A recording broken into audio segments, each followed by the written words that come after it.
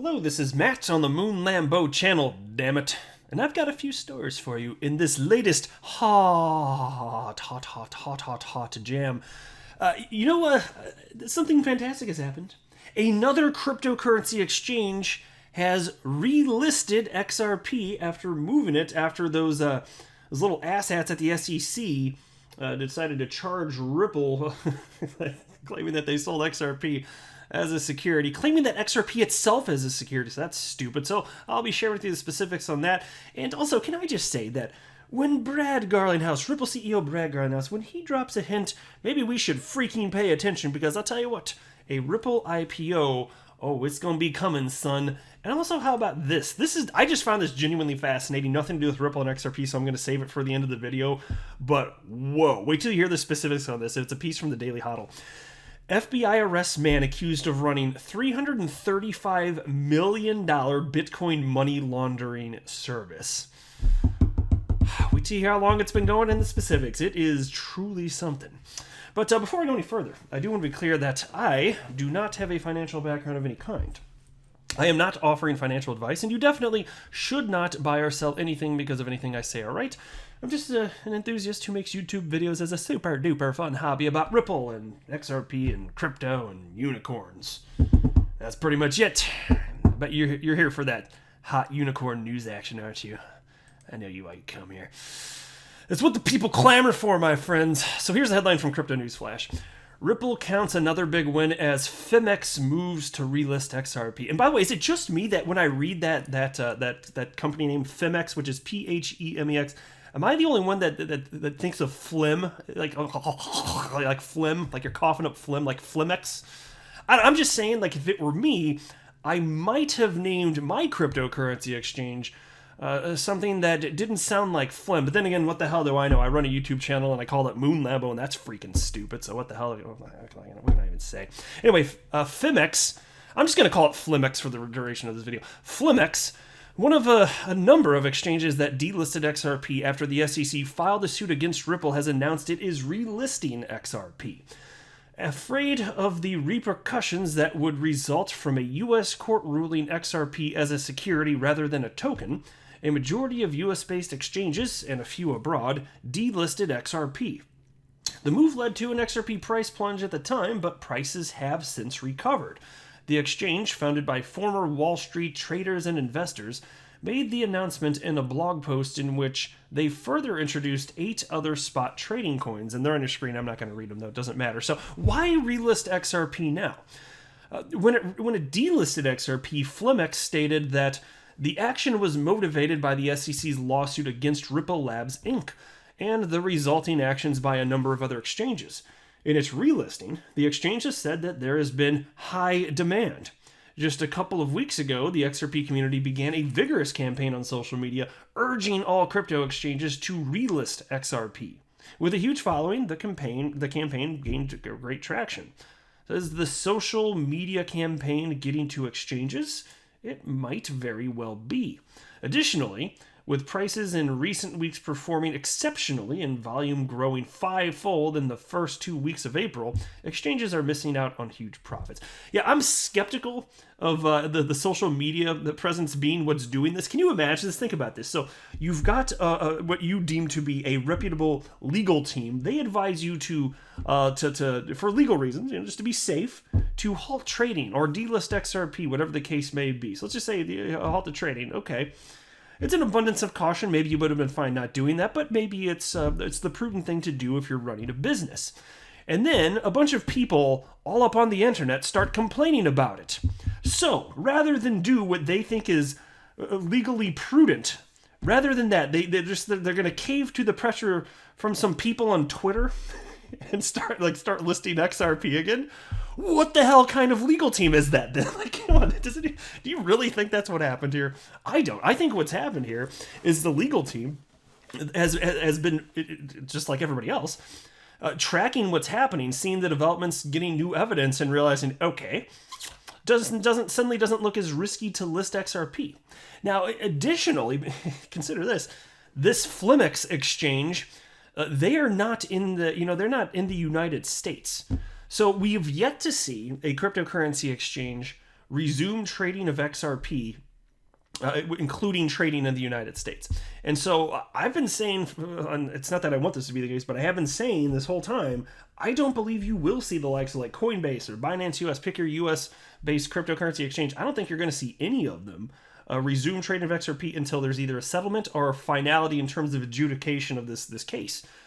And I would love to be wrong. If I am, I'll be happy to. I'll blast a video out about it. I will be happy to be wrong. I'm just sharing with you my everyday Joe Schmo opinion here, which is that you're not going to see that in all light. I find it highly, not impossible, but highly unlikely that a cryptocurrency exchange is going to do that, because even as it becomes increasingly clear that the SEC is behaving unethically, hypocritically, illogically, and that the case that they have, it increasingly appears to just not be that strong. Despite all of this, if you're a cryptocurrency exchange, I still think that you're not going to want to take on the additional risk. And so there's been a couple that have said no. Screw you, SEC. We're like, so it would be like Uphold and BitTrue, GateHub.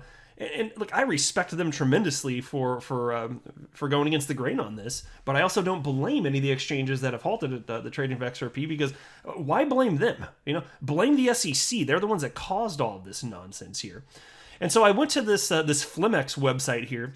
I was trying to read the news release myself, and they've got some news articles in English and then also in other languages, and the one about XRP here is not in English. So I was like, what in the ever-loving hell is going on here? And so I just was clicking around on their website, and you go to their company, you can go to the About Us section, and then it switches back to English here. Like, functionally, what is your problem, Flimex? Like, what is going on? Here's their story in English. I don't understand it.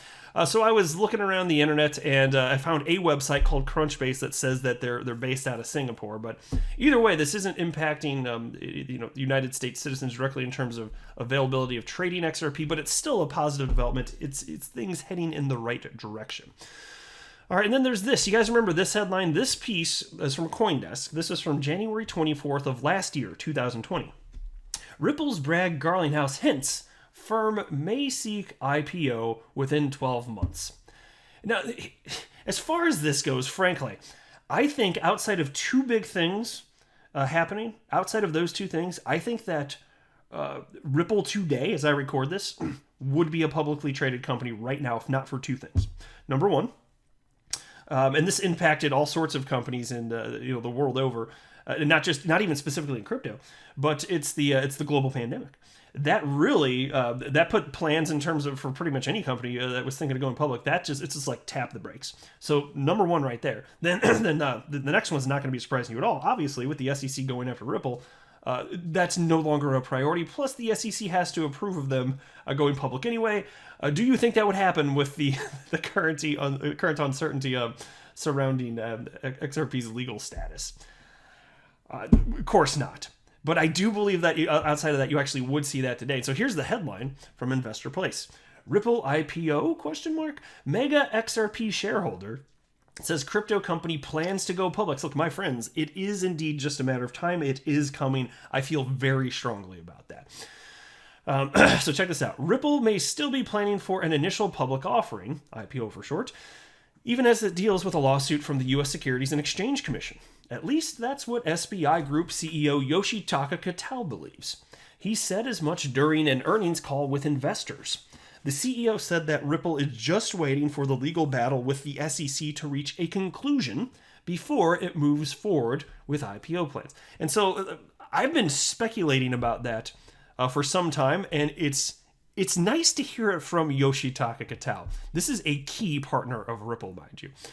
So anyway, SBI Group claiming that Ripple will go public holds weight. The company isn't just some outsider. It's the the largest third-party investor in Ripple. And Kitao says SBI Group's investment in Ripple will pay off following its IPO. Kitao's belief that Ripple will go public is backed up by previous statements from Ripple CEO Brad Garlinghouse. Before all of the lawsuit shenanigans ensued, Garlinghouse had been dropping hints about a potential IPO for Ripple. At that time, the Ripple CEO said that he believed crypto and blockchain IPOs were going to become more common. Garlinghouse even said that Ripple will be among those companies, reports Cointelegraph. Here's the exact quote from Ripple CEO Brad Garlinghouse about a possible IPO, as collected by from Finance Magnate. And they're not the only ones that reported this, but this is from January of 2020. So we've known about this for some time, but here's a quote. In the next 12 months, you'll see IPOs in the crypto/blockchain space. We're not going to be the first, and we're not going to be the last, but I expect us to be on the leading side. It's a natural evolution for our company. Yeah, and so other than those unknowns occurring, I think that they would have been on the leading side now. Who knows how long this is going to take here? But once there is finality around all of this, the SEC, I believe that Ripple will ultimately seek to go public, and it's just it's going to be an awkward relationship between Ripple and the SEC after this, right? But the SEC has to approve of all of this. So if Ripple's going public, they still have to work with the SEC. I gotta love awkward conversations. Now take a look at this piece from the Daily Hodl. FBI arrests man accused of running $335 million Bitcoin money laundering service. FBI agents have arrested Roman Sterlingov, the alleged principal operator of Bitcoin Fog, a website that offers Bitcoin tumbler or mixer services designed to anonymize crypto transactions. Sterlingov is now detained in Los Angeles on 3 charges: laundering of monetary instruments, operating an unlicensed money transmitting business, and money transmission without a license. He was arrested following an undercover operation that started in 2019. Authorities say they tracked him by analyzing his Bitcoin transactions, financial records, internet service provider records, email records, and other information. According to a legal statement filed by the IRS, Bitcoin Fog laundered more than, check this out, this is astonishing actually, laundered more than 1.2 million Bitcoin, about $335 million at the time of transactions, since October 2011. My friends, he's been at this nonsense for almost an entire decade. Hundreds of millions of dollars. I mean, like, obviously this guy's a piece of crap, but that's still kind of impressive. It's just, I'll tell you what, it's as my grandpappy used to say, people are no damn good. Sage wisdom, grandpappy, sage wisdom. I think that my grandpappy was onto something. The IRS estimates that Sterlingov would have made about $8 million in commissions if he cashed out the administrative fees, ranging between 2% to 2.5% on each deposit around the time of transaction. And here's a quote.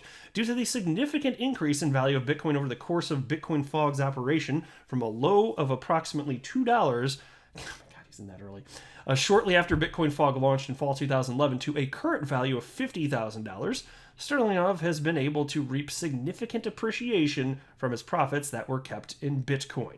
The current value of the Bitcoin Fog cluster, including customer funds in Sterlingov's control and his own money, is nearly $70 million.